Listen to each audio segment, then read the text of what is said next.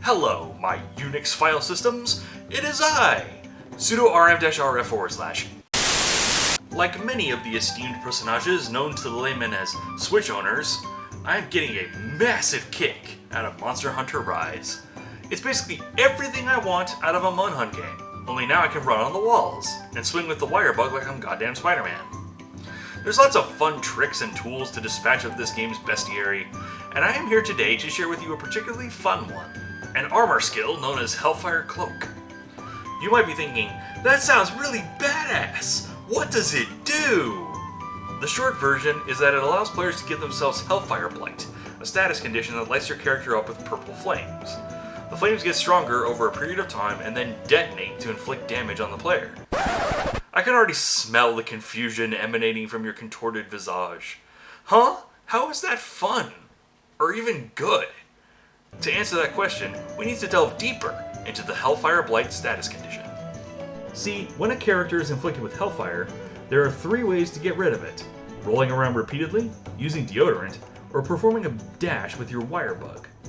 The last one is the most important, because when you perform a wire bug dash, while hell-flamed, you leave behind a big purple flame that monsters can run into and take damage from. See where I'm going with this? If you can consistently inflict yourself with Hellfire, you can wire bug dash to add a pretty reliable source of damage to whatever you're hunting. Further aiding its usefulness is that mobility silkbind attacks can count as wire dashes. Since I use light bowgun pretty much all the time, both the aerial vault and the forward pull silkbinds will leave behind a flame. This means you don't necessarily have to put away your weapon in order to use the skill, which is awesome. This is where the Hellfire Cloak skill comes in. It allows you to get Hellfire Blight on tap if you invest in it. At level 1, you get reduced damage from Hellfire Blight explosions.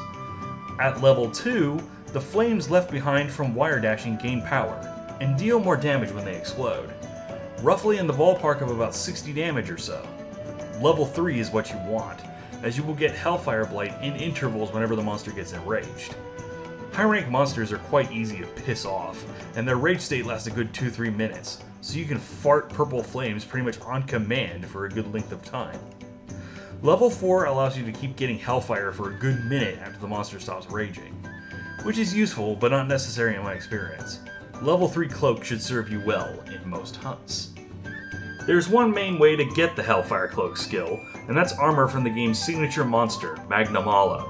Seeing as how he is the only monster in the game that can inflict Hellfire Blight, it makes sense. The high-ranked chest, arms, waist, and legs each have 1 point in Hellfire Cloak, so you can mix and match parts to get at least 3. It also appears on talismans. I personally lucked out and got a 2-point talisman from Melding, so I only really need to use 1 Magma Piece. Well, that's it for today! Your Unix file system is now fucked. Holla holla get dollar!